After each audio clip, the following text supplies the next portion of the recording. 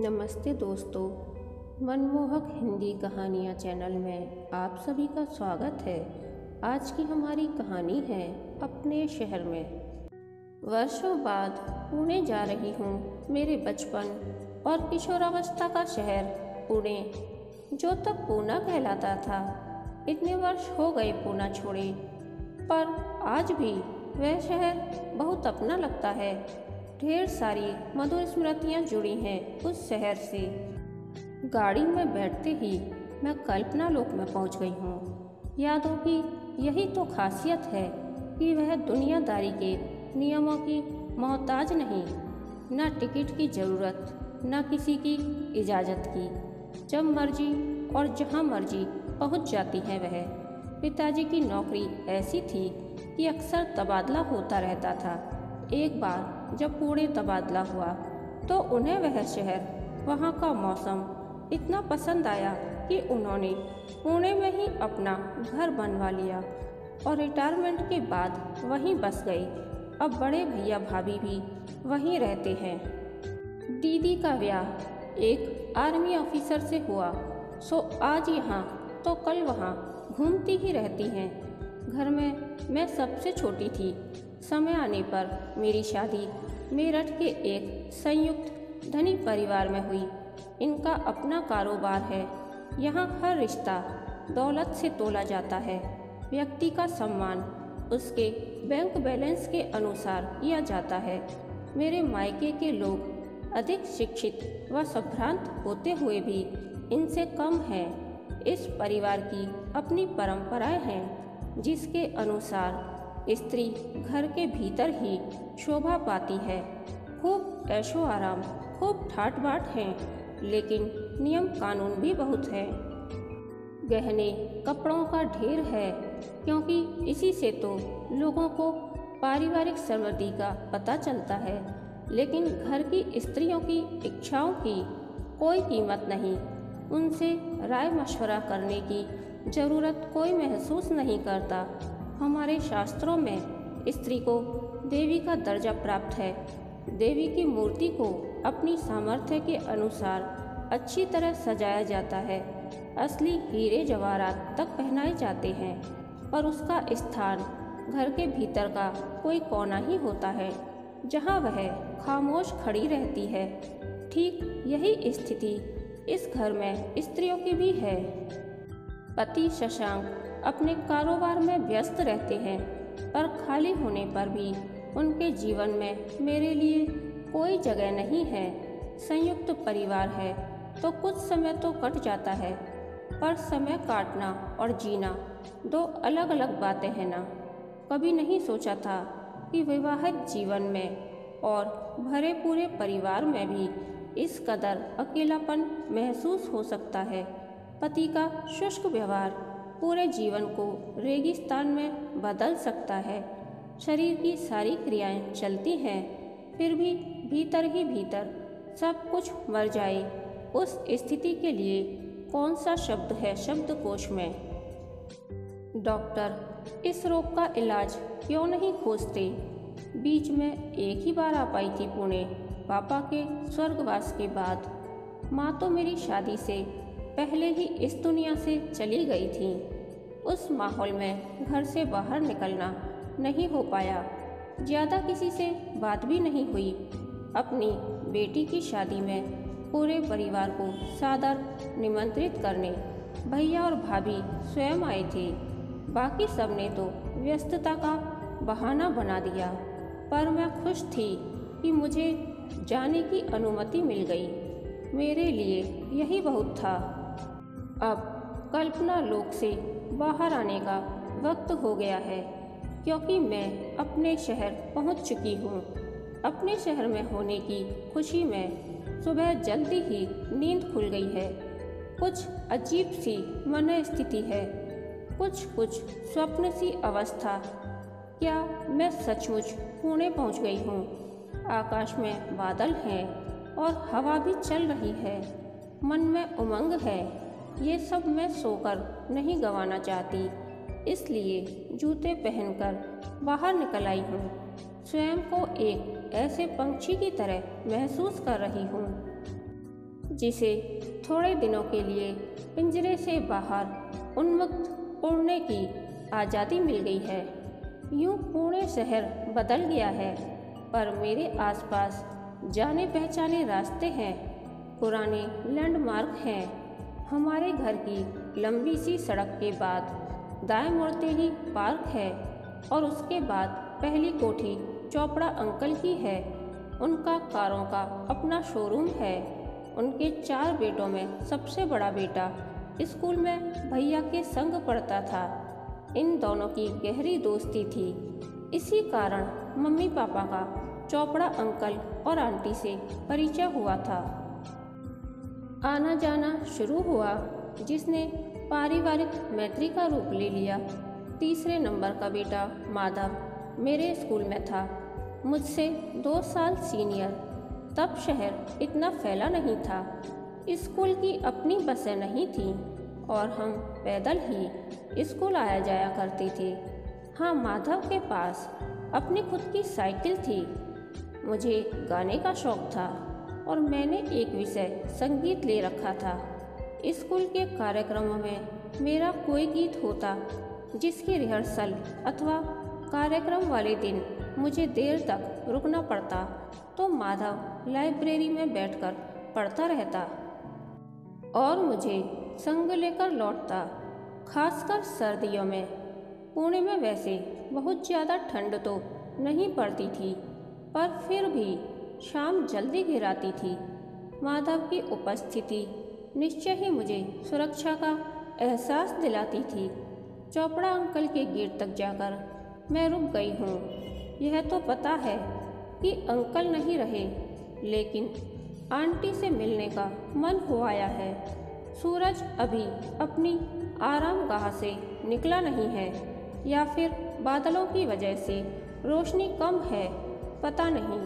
मैं इसी पशोपेश में खड़ी हूँ कि अभी भीतर जाना ठीक है या नहीं, कि तभी उनके घर में भीतर का दरवाज़ा बंद होकर कोई बाहर आता दिखाई दिया। पास आने पर ही मैंने पहचाना माधव। पहचाना मुझे? हाँ वसु, मुझे पता था तुम आने वाली हो। कल रात ही आई हो ना? अभी तुम ना आती तो मैं शाम को तुमसे मिलने आता ही, उसने बड़े उत्साह से कहा। वसु, कितना अपनत्व है इस संबोधन में। यह शहर अपना है, अपने लोगों का है, और इसलिए इस शहर के लिए मैं वसु हूँ। मेरठ जाकर वसुंधरा बन जाती हूँ।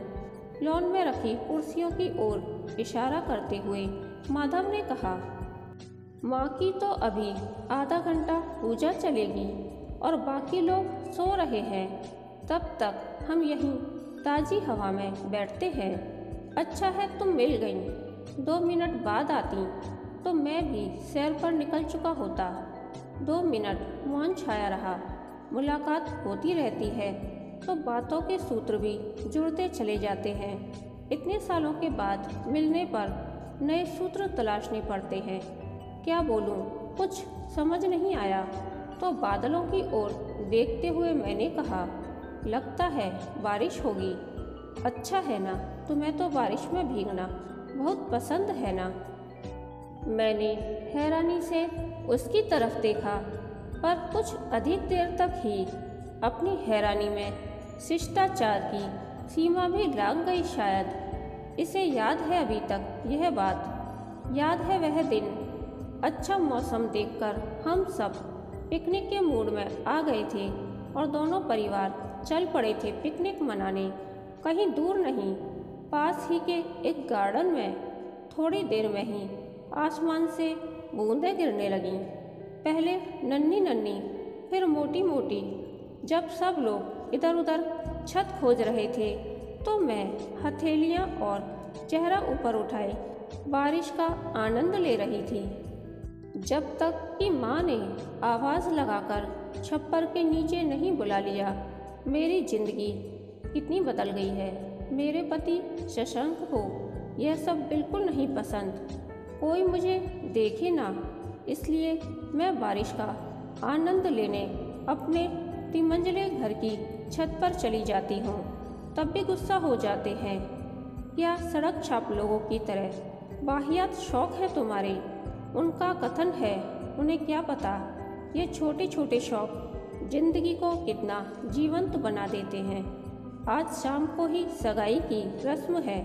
मैं तैयार होकर पंडाल में आ बैठी हूँ ताकि अरसे बाद मिल रहे परिचितों से इत्मीनान से बातचीत कर सकूं कि तभी माधव आता दिखाई पड़ा है। भैया ने चोपड़ा परिवार के सभी सदस्यों को कोई ना कोई काम सौंप रखा है। माधव को शायद पंडाल की जिम्मेदारी मिली है।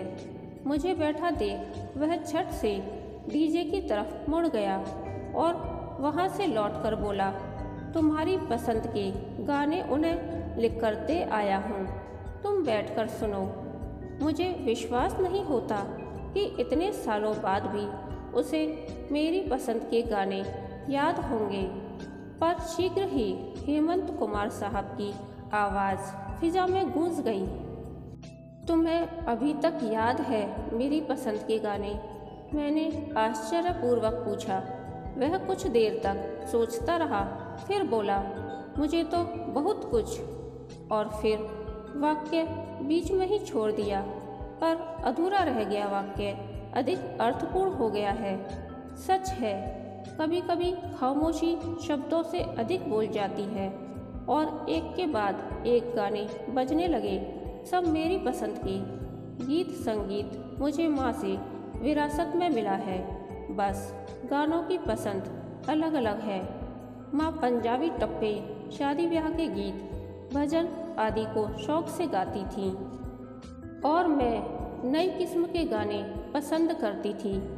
याद है तुम्हें तुम्हारे भैया की शादी में तुम्हारे काले सूट पर दही बड़े का पूरा डोंगा ही उलट गया था। तुम्हें तो रोना आ गया था।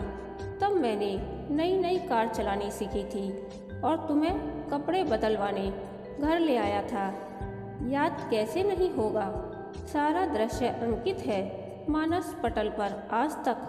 मैं 9वीं कक्षा में थी जब माधव स्कूल पास कर पिलानी चला गया था और उसके बाद अमेरिका ऑटोमोबाइल की ट्रेनिंग लेने, ताकि कारों के बिजनेस में नई तकनीक काम में लाई जा सके।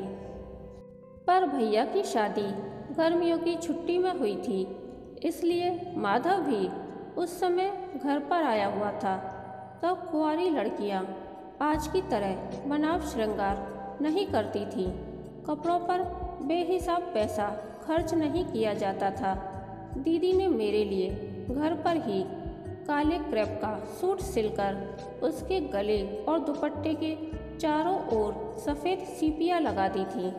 मेरे लिए वही नायाब ड्रेस बन गई थी। पहनकर बाहर निकली ही थी कि सामने माधव पड़ गया और कुछ देर खड़ा देखता ही रह गया।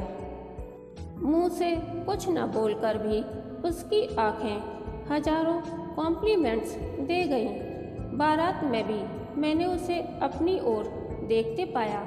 विवाह स्थल पर बारात पहुँचे काफ़ी समय हो गया था और ज़्यादातर लोग खाना खाकर लौट भी चुके थे। रस्में शुरू होने वाली थीं और अभी परिवार वालों का भोजन नहीं निपटा था। उसी अफरा तफरी में बैरे की असावधानी वश दही बड़े से भरा डोंगा मेरे कपड़ों पर उलट गया।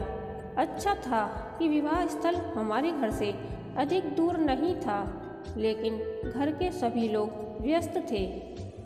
तो चोपड़ा अंकल ने माधव से कहा कि कपड़े बदलवाने मुझे घर ले जाए। कितनी अजीब सी उम्र होती है किशोरावस्था की। मासूमियत की दीवार भेद एक अनोखी नई दुनिया भीतर घुसपैठ करने लगती है। भावनाएं डगमगाने लगती हैं। कोई अच्छा लगने लगता है, अकारण ही जी चाहता है वह तारीफ करे। ध्यान दे आपकी तरफ। शशांक के साथ इतने बरस रहकर भी मन के तार उस तरह कभी नहीं झनझनाए जैसे कभी माधव को देखकर झनझनाया करते थे। पर उसने इतने वर्षों बाद भी क्यों याद रखा यह सब? इसका उत्तर तो वही दे सकता है। हम पुरानी यादें ताज़ा कर रहे हैं। कुछ भूली बातें भी अनायास याद आ रही हैं। आते ही चली जा रही है। इतने में माधव की पत्नी रेणुका आ गई है, फूलों की महक लिए खिला खिला सा चेहरा और चेहरे पर बौद्धिकता की स्पष्ट छाप। मैं पहली बार उससे मिल रही हूँ। कॉलेज में मनोविज्ञान पढ़ाती है। माधव ने सगर्व उसका परिचय दिया। माधव के बाकी भाई तो बीए कंप्लीट करते ही पिता का हाथ बटाने लगे थे, पर माधव अमेरिका से उच्च शिक्षा प्राप्त करके आया था, इसलिए उसके लिए लड़की भी शिक्षित ढूंढी गई। वैसे तो मुझे नौकरी करने की कोई आर्थिक ज़रूरत नहीं थी, लेकिन मनोविज्ञान पढ़ाना मेरा शौक है। माधव ने न सिर्फ खुद अनुमति दी, वरन मम्मी पापा को भी राजी करवा लिया। रेणुका ने गर्व एवं स्नेह मिश्रित भाव से उसकी ओर देखते हुए बताया, जिंदगी का दरिया न सिर्फ अपनी गति से चलता है, बल्कि वह अपनी राह भी स्वयं बनाता है। हमें ही उसके अनुरूप ढलते रहना होता है। उस पर मैं तो किसी को दोष भी नहीं दे सकती, समय को भी नहीं। हमारी दोस्ती इस बिंदु तक पहुंची ही नहीं थी जहां वादे किए जाते हैं। प्रीत प्यार की, स्त्री पुरुष संबंधों की कोई समझ ही नहीं थी तब मुझ में। वह अच्छा लगता था बस, और जब तक यह बात समझ में आई वह जा चुका था। माधव मुझसे कुछ बड़ा था, हो सकता है उसके मन ने कुछ अधिक महसूस किया हो। खैर जो भी था उसके मन के भीतर ही था। उसने कभी स्पष्ट रूप से कुछ कहा नहीं। हर उम्र का अपना एक सच होता है। वह हमारे किशोरवय का सच था। जब माधव और मेरी मैत्री थी वह मुझे बहुत अपना सा लगता था। आज का सच यह है कि हम दोनों को अपने अपने परिवार से निष्ठा निभानी है, और बुझे मन से भी नहीं बल्कि खुशी खुशी, क्योंकि अब हम किशोरवय नहीं रहे, परिपक्व हो चुके हैं। कविगण कहते हैं कि कभी किसी को मुकम्मल जहान नहीं मिलता, इस आधे अधूरे मिले जहान को हमें स्वयं पूर्ण करना होता है। रेणुका ने अपनी अस्मिता तलाश ली है। ठीक है, उसे अपने पति का सहयोग प्राप्त है, पर मैं भी इतनी अक्षम तो नहीं कि जिंदगी से हार मान लूं। मेरे पास मेरा संगीत है। अपनी पहचान बनाने के लिए घर पर अभ्यास करने की इजाज़त न मिली तो उसके लिए किसी संगीत विद्यालय जा सकती हूँ। पिछले 10 दिनों में इतना कुछ संजो लिया है मैंने। हालांकि देखा जाए तो हुआ कुछ भी नहीं, पर मैं खुश हूँ, बहुत खुश। क्या नाम दूँ अपनी इस खुशी को? क्या होती है खुशी की असली परिभाषा?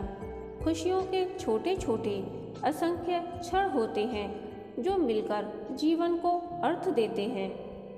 मेरी किशोरवय का एक टुकड़ा किसी ने अपनी स्मृति में संजो रखा है, एक फ्रेम जड़ी तस्वीर की मानिंद।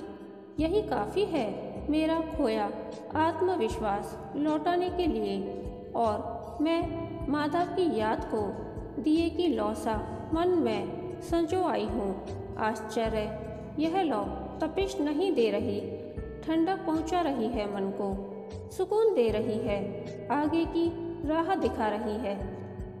कहानी के अंत तक बने रहने के लिए धन्यवाद। यह कहानी आपको कैसी लगी प्लीज़ कमेंट करके बताइए, और हमारे चैनल को सब्सक्राइब कीजिए प्लीज़।